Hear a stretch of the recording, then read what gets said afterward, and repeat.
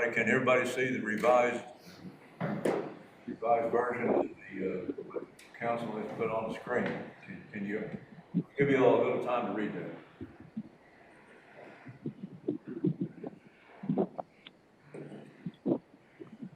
Chairman. Go ahead, Councilman Redcorn. I got bumped. Have we voted yet, or? Not yet. There's been some changes. Okay. The first vote failed because of the 3-3 tie on the first vote. Okay. So. Well, we had another vote. Then we had another vote that passed. Did we not? Oh yeah, the second motion passed, which included A and B. And that was about the regular election. Without the information in the brackets. Yeah, without the option, can you see, Councilman Redcorn, can you see the option, the revised option that council has put on the screen? That's the new vote right there. This will be the third vote. I was hoping it wouldn't end up this way, but it did.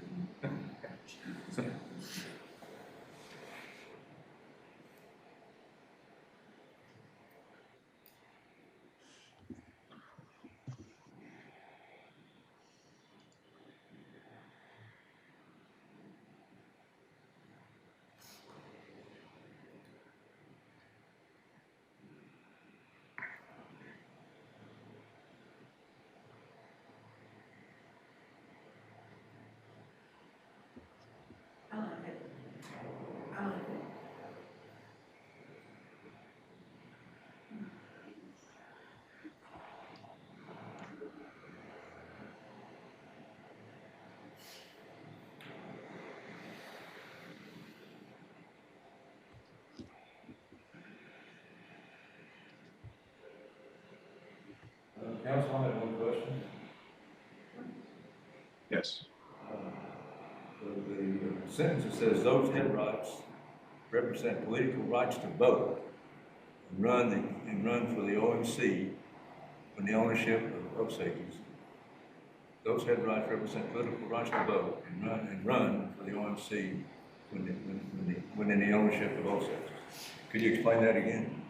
Yeah, so say you have a non-Osage that owns a head right, and the tribe or in the Minerals Council or some entity were to reacquire that, and an Osage individual was to get that head right. That means that person would then have the political rights to vote or run for office in their home. So I mean, a head right represents more than just the right, in the context of Osage political rights. It represents more than just the right to receive money. It's also the right to run for Minerals Council and to vote. Oh, That clarifies. That restricts it, no? Yeah, and it's what it does. To this draft language, the second version, I'm sorry, there's two.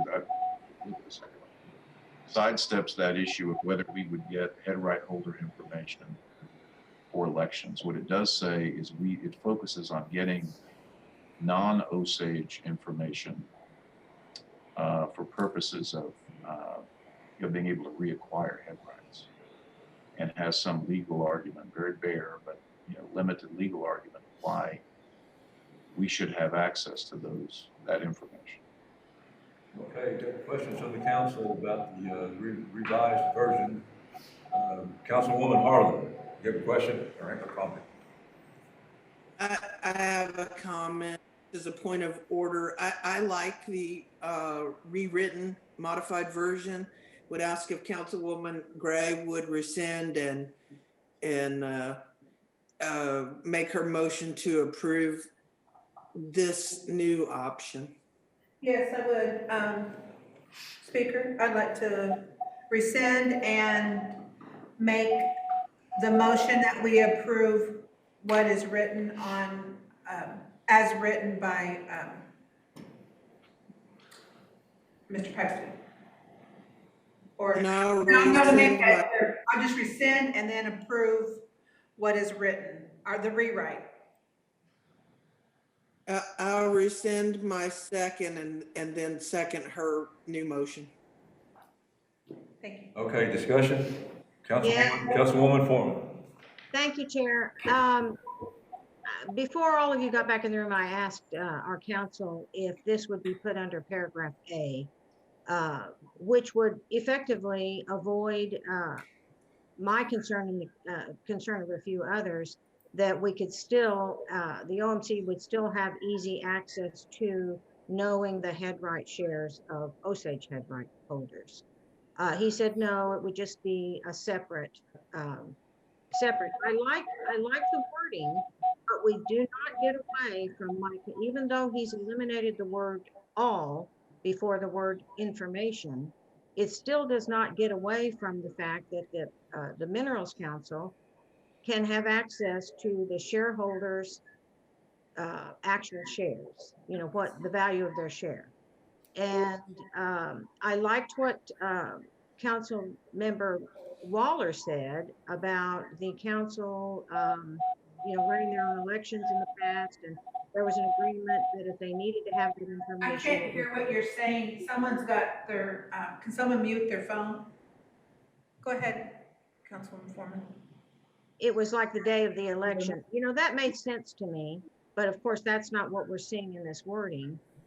So I would have to still vote no on this because I still think it allows for misuse of information if we don't specify that the Minerals Council just cannot have easy access to the value of shares unless it's, you know, unless it's required for a contested election. So I will still have to vote no. Second Chair, if I could respond to that. Go ahead, Council. I just respectfully disagree with what it says. So if you look at the second version I sent you, Yeah, I'm looking at it. Exclusively on non-Osage head right holders. I'm sorry, say that again? It focuses exclusively on non-Osage head right holders. It doesn't say anything about access to Osage head right holder shares or suggest it. It says, it's going through, it says that first sentence. Oh, okay. It says this only addresses information held by non-Osage. Okay. I see what you mean. All right. Well, then I can live with that then, because that was my main concern. Councilman Redcorn. Thank you, Chair. My question is, there's people who are Osage descendants that are head right holders that are not members of the Osage Nation. I think, you know, we need to, I think getting in this realm will create some problems, and I'm prepared to vote no. I don't think we should be getting this kind of information. We should, if we need it later at a later time, I think we ought to deal with it then. Mr. Second Chair, can I respond to that? Go ahead, Council.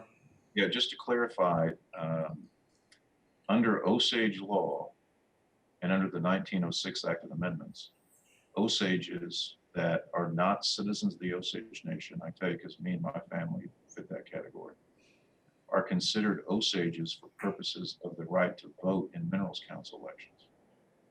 But we do not have authority to run for Minerals Council because we're not citizens, because Osage Nation Constitution says that you have to be a citizen to run for Minerals Council. So, Councilman Redcorn, I think that it would not provide access to information held that are Osages by blood, that are also that are head right holders. They would. This is still focused on because Osages by blood are considered Osages under federal and Osage law. Okay, this Second Chair, you know, whether we, you know, here in the last 20-some years, or at least back to the 1990s, when the FOIA came out, information on the government really holds true to their matter, even when it comes to our records from the BIA. They pretty much tightened up on tightened the noose on us. And been getting worse every year. So that's why we're having to do a lot of things to make up for that. But I think getting any kind of information, when it comes, especially when, about non-Osage places, I think it's kind of crossing the line in a way, you know, because I know when it comes to Councilwoman Harlan's committee about trying to research what happened to those lost head rights, or what were stolen, or what have you. I think that could be another matter for the Mineral Council at another time. It's my opinion, but I think we're crossing the line a little bit, and I'll be voting no. Anybody Me else? too. If I may, Chairman. Go ahead, Councilman Rick. Yeah, I heard the legal counsel's argument. I hear what he's saying, and it kind of, yeah, he said it impacts his family. I think, you know, there's a lot of ambiguity here, and something we don't need to create to if we need a list of non-Osage head, you know, it shouldn't be in a CFR, you know. We just need the list of Osage head right holders so we can have our election. That's my feeling, and I appreciate his comments, but I still think that we need we're looking at something that might cause some problems. So I'm prepared to vote no. Okay, I'll call for the vote. Councilwoman Harlan? Yes. Councilman Redcorn? No. Second Chair Red Eagle? No. Councilman Rebar? No. Councilman Waller? Yes. Councilwoman Foreman? No. Councilwoman Gray? Yes. Motion fails. Okay, didn't pass. So does anybody else have any more comments? Or Okay, what's our next step to get these comments up there? Are we going to direct our legal counsel to, well, that particular option is excluded. no, I understand that, but we've got to get them up there today. So Counsel- you're going to have to sign, and then it's going to have to be sent over, we got to have a process. They're due today. Okay, what do we do, counsel? One of two things. I can change these to have Second Chair Red Eagle sign them and just have them emailed in. We can have that there within, 10 minutes. Okay. Or we can have it put under our law firm letterhead and I can submit them. Whatever is the wish of the council on this. I think, you know, I'm still for A and B, and I think we should send the comments in with A and B, and it needs to come on council letterhead. Yeah, they passed, the motion passed on them. Well, they rescinded it, so I don't know, I'm not real sure what they're doing. No. A and B did pass. A and B passed. Councilwoman Foreman. Oh, I thought you, okay, good. Well, yeah. Okay, anybody else? This is Mr. Redcorn. I think let's let Mr. Pipestem handle it, send it on in. Okay. I'm good with that. Okay. Thank you, everyone, for your time and your patience and your cooperation. This is very important. You know, there's other things on the election process we're going to have to go through in the committee and to put to the full council, but that's later on for another time. And thank you, everyone. And these are very important. These are very important items. Thank you very much. Chair. Thank you, Chairman. Make a motion to adjourn. Second Chair, could I- Wilson has a comment for you. Councilman, go ahead, Council. Motion on the floor and second. Okay, there's a motion on the floor to adjourn in a second. Call for the Council had vote. already said it before she did. Who seconded it? Who made the second? Redcorn. Okay. Call for the vote. I think we should got a motion and then we have comment and discussion. So it doesn't change anything, but we need to allow discussion of our legal counsel. Yeah. Okay, go ahead, Council. just really quickly, if you'd like to, I sent down a draft press release and a memo about these executive orders, secretarial actions, memoranda, a lot of things going on with the Biden administration. if you want to close this meeting down and have a quick attorney-client privileged conversation about those things, we could do that. But just wanted to offer that while we're all together. Do we need to take some kind of action? Yeah, there's a press. It's already, One at a time now, it's already, one at a time. it has already been published. I read it on Facebook this morning. Okay, there's a motion on the floor to adjourn. Call for the vote. Thank you, Chair. Councilman Redcorn, Yes. Second Chair Red Eagle, Yes. Councilman Revard,